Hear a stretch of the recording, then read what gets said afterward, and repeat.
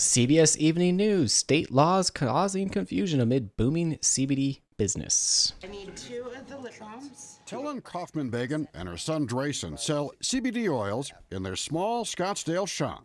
It has not only helped me, but it has helped numerous friends. There's nothing wrong with it. But here in Nebraska, the Attorney General calls cannabidiol, or CBD, an illegal drug, just like marijuana. So police shut the shop down. Oh, man, shut them down. The confusion about CBDs here in Scottsbluff is just a reflection of a nation's patchwork quilt of laws. What's illegal here in Nebraska in some states, in other places is just no big deal. Just look at a map where 10 states allow it, 18 others only with a prescription, 19 with no clear rule, and 3 that consider it illegal. Yeah. Take notes. Go back. Go pause. Look One at a more map time. where 10 states allow it, 18 others only with a prescription, 19 with no clear rule, and 3. All right, those 3 white ones are the ones that you want to avoid. Yeah. Because it is clearly illegal, apparently. Idaho, I see you. Yeah. And then Consider what, North Dakota? And Nebraska, Dang. Don't go there. illegal. I think. So there have been raids from New York to Texas by authorities who say it's a marijuana-type drug. But CBD products come from a different plant, hemp. What fuels the confusion is that sometimes CBD products can have trace amounts of THC, the ingredient in marijuana that gets people high. Oh, no. Yeah. It's such a small percentage. know. Jeez. Proponents say CBD products, now an almost $600 million industry, can ease everything from aches and pains to stress. In the end, the county attorney in Scottsbluff decided not to prosecute. In Nebraska, CBD oil is absolutely illegal at this time. So Police Chief Kevin Spencer faces something he's never seen. So what's the point of enforcing the law in your situation then? Absolutely. There's no reason to enforce the law. That's so They're not funny. That's pretty funny. It's pretty interesting though. All these different conflicting laws. It is creating a lot of confusion. Crazy confusing. Or what people are confused about, just like traveling. Yeah. Because you could buy something in a legal state that Mhm. end up in a illegal, and And you could go through a checkpoint or something and get busted for having a joint on you. I didn't even know. I'm sorry. I just came from California. I'm sorry. I know. Well, then in California now they're not looking for weed when you board planes, for example. Correct. So LAX, yeah, they won't. So it's very confusing. Mm-hmm. And then we've also talked about with the banks how they can't use federal banks for this money, and it's It's just just legal. it seems like they're trying to really hurt this damn industry I know still. but this industry. Really, But watch, everything's gonna go away as soon as the big tobacco players, all the big players, get their foot in, and they're actually concrete in, and they have a good stakehold in the marijuana industry. Then everything's gonna go away. It's gonna be, oh yeah, it's all good now. It's all good now. A joint's $10. Weed bank. That's weed bank. Bitcoin. Ooh, Venmo. Weedmo. Weedmo. It's a Venmo. like Weedmo. What do you Yeah. think? I know a lot of marijuana operations that do business through Venmo. Yeah, I've heard. and maybe they won't be frozen. We'll be more relaxed. Yeah. And if you want to support us, healthytalkshow.com/support. Yep. You Science can. Daily. Legal marijuana reduces chronic pain but increases injuries and car accidents. In a review of more than 28 million hospital records from the 2 years before and after cannabis was legalized in Colorado, UCSF researchers found that Colorado hospital admissions for cannabis abuse increased after legalization in comparison to other states. But taking the totality of all hospital admissions and time spent in hospitals into account, there was no appreciable increase after recreational cannabis was legalized. To understand the potential shifts in healthcare use resulting from widespread policy changes, Marcus and his colleagues reviewed the records for more than 28 million individuals in Colorado, New York, and Oklahoma from the 2010 to 2014 Healthcare Cost and Utilization Project, which included 16 million hospitalizations. They compared the rates of healthcare utilization and diagnoses in Colorado 2 years before and 2 years after recreational marijuana was legalized in December 2012, to New York as geographically distant and urban state, and to Oklahoma as geographically close and mainly rural state. The researchers found that after legalization, Colorado experienced a 10% increase in motor vehicle accidents, as well as a 5% increase in alcohol abuse and overdoses that result in injury or death. At the same time, the state saw a 5% decrease in hospital admissions for chronic pain. Yeah. Fun. I don't know. So, in looking at some of the data, if you flip to my screen, like admissions per 1,000. How do I zoom in? Yep. But basically, it didn't look that bad. The weird thing was the alcohol increase. Yeah. So you can see that a little better. So comparing, I mean, just tracking Colorado, this is admissions per 1,000. It almost looks like it's decreasing overall.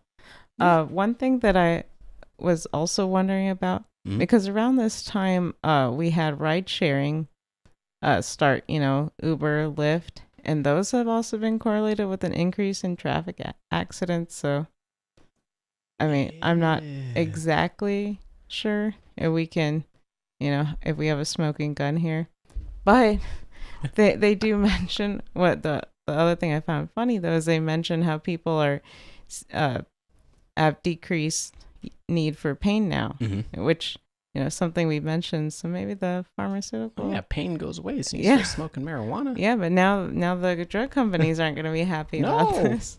Yeah, they see that part. Whoa. And that's why maybe there's been so many issues with cannabis legalization. Yep, smoking gun. Yeah. Here's a good one. We actually talked about this last week, but Democracy Now! Did a much better piece on it. Bottle of Lies, how poor FDA oversight and fraud in generic drug industry threaten patients' health. Looking at an explosive new investigation that exposes widespread explosive new investigation. Smoking gun. Unsafe conditions in many Indian and Chinese factories that manufacture generic drugs that comprise nearly 90% of the pharmaceutical drug supply in the United States. Nearly 80% of the active ingredients of all drugs, brand or generic, as well as almost all antibiotics, are made outside of the United States. That's crazy. Yeah. Because first it was a generics, but now it's saying no, all. Yeah. Not just generics. Now I'm a little concerned. Crap, lost my spot. Oh. Nearly 80% of the United States. Generic drugs are, of course, cheaper than brand name drugs. But in her new book, Bottle of Lies, The Inside Story of the Generic Drug Boom, journalist Catherine Eban works with two industry whistleblowers to expose how many overseas manufacturers are cutting corners at the cost of quality and safety. This comes as the U.S. Food and Drug Administration just issued its own update on the state of pharmaceutical quality that found the drug quality of factories in India and China scored below the world average. FDA officials say that's because more robust inspections have uncovered problems. Two factories in China and India were linked to recalls of the commonly prescribed blood pressure drugs losartan and valsartan after testing revealed the drugs were tainted with possible carcinogens. The report prompted the FDA's Director of Drug Evaluation and Research to conclude, quote, the quality of the drug supply has never been higher. Never. Yeah, I know. I know. But that's what are they basing that off of? Quality's never been higher. Bottle of Lies. Explain active ingredients. Also explain what active ingredients means. Right. Again, nearly 80% of all active ingredients in all drugs, brand or generic, are made outside the United States. And almost all antibiotics are made outside the United States. Right. So active ingredient is the key ingredient in the drug. It is the sort of synthesized molecule that makes the drug effective. It's the central element of the drug that has the effect on the person. So if active ingredient, what's common, an active ingredient will be manufactured in China. It will be shipped to India. An Indian manufacturer will make the finished dose, and then it will arrive at our pharmacy. And of course, that is invisible to the consumer. Wait, what? They're shipping these things all around too? China to India. Yeah. That's also a little disturbing. How the investigation started. It started in 2008, so a decade ago. And I was contacted by an NPR radio show host, Joe Graydon. He runs a show called The People's Pharmacy. He was concerned because patients were writing into his show, calling in, and saying that they had symptoms, in some cases devastating symptoms, after being switched to certain generics. And those complaints greatly concerned Joe Graydon because there was a lot of commonality between them. A lot of patients were complaining about similar or the same drugs. They were complaining about time-release drugs, so those are slightly more complex. Some of them were suicidal after being switched to antidepressants. Some of them were having seizures after taking epilepsy drugs. And he had been sending these complaints to the FDA, and basically and the FDA said, we're going to take care of it. We're going to investigate these claims because we care about the taxpayers and the citizens. Sure. response he got back was that everything is fine. So he really felt that somebody with, as he told me, and I saved my notes from that call, he wanted somebody with investigative firepower to look into them. Very interesting. Ooh, the plot thickens. Now we're going to learn about Peter Baker. So Peter Baker was a 32-year-old FDA investigator. They were called consumer safety officers. And in 2012, the FDA looked around and asked, would any of its investigators like to relocate overseas to their poorly staffed remote offices in India or China to investigate the drug plants making our generic drugs. And Peter Baker is a motorcycle riding, tattooed, tough guy who was up for an adventure, but he had another reason that he wanted to volunteer, which was that by reputation, Indian manufacturers were market leaders in aseptic manufacturing, which is the very demanding manufacturing of making sterile drugs. So he volunteered to relocate and wound up in New Delhi. Cool. Little intro there. Now, Peter Baker continued. So he started investigating these plants, and he had a different way of investigating than a lot of FDA investigators. He skipped the guided tours and the opening slideshows, and he went right to the quality control labs. Wait. Are these tours announced in advance? That is one of the big problems. The FDA announces its inspections overseas in advance.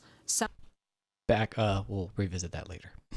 That's a good one. Yeah. Sometimes giving 2 months advance notice to plants that they are coming. So what does that mean? What can they do in that amount of time? They can do a lot. I mean, as one investigator said, give them a weekend, they can put up a building. But basically, the accusation is that these plants overseas are staging their inspections.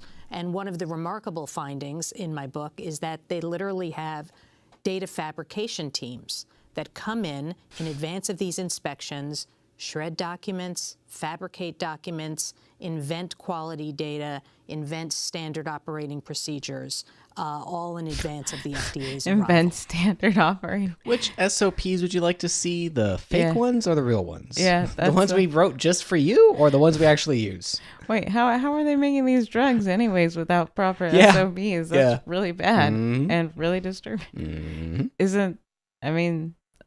The whole point of these drugs is they need to be precise and standard. Consistent. That's why you can't buy Canadian drugs, according to... Yeah, because they're so unsafe. Yeah, they're so unsafe. More One clips? of the first plants Peter Baker inspected. One of the first plants that he went into was a company called Wockhardt. And this was a sterile manufacturing plant where, the quality controls are incredibly strict, down to employees having to move very deliberately and slowly so as not to disturb the airflow in the plant. It's that strict and regulated. What? I don't know. That sounds kind of weird if you have to move slowly. Yeah. It sounds like your airflow is not proper. Well, if you can't walk by anything too quickly. I would just, maybe that's what it would be. I've walked by things quickly and I've blown I've gone to some very sensitive places. They say, don't touch anything, walk slow, do not come into contact with anything, do not touch anything, kind of thing. Well, let's see what he found. And it was his second day of the inspection. He was in a hallway, and he saw an employee at the other end of this long, brightly lit hallway with a clear garbage bag. And the man was walking in a furtive manner. And as soon as the employee saw Peter Baker and his colleague, a microbiologist, he turned around and started walking the other way again. And the microbiologist yelled, "Stop." The man broke into a run. Oh, my gosh. He tossed the garbage bag under a stairwell.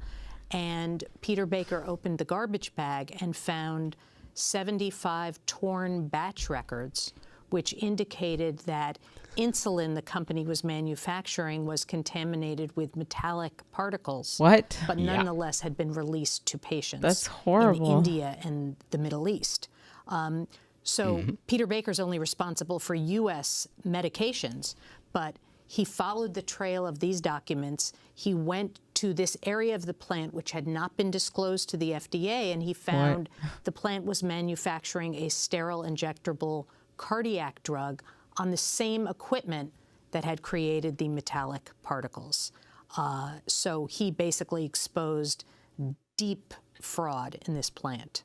I like how they have separation. These countries get this stuff. We'll do better for the United States. Hopefully. But not much better. Yeah, Yeah, hopefully better. That's but then that's also very unethical. yeah. Screwing We'll poison over. these people, but Yeah, that's fine. We don't care. No, what? That's so disturbing. Last long clip. What Peter Baker found in 5 years. In the course of 5 years, he inspected 86 plants in India and China, and he found some aspect of data fraud or deception at 67 of those plants, really almost 4/5 of the plants that he inspected.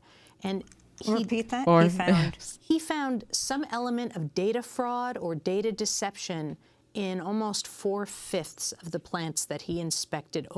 4/5. That's 80%. That's outrageous. Yeah. Overseas in India and China. That's a B. For B your minus. drugs. Yeah.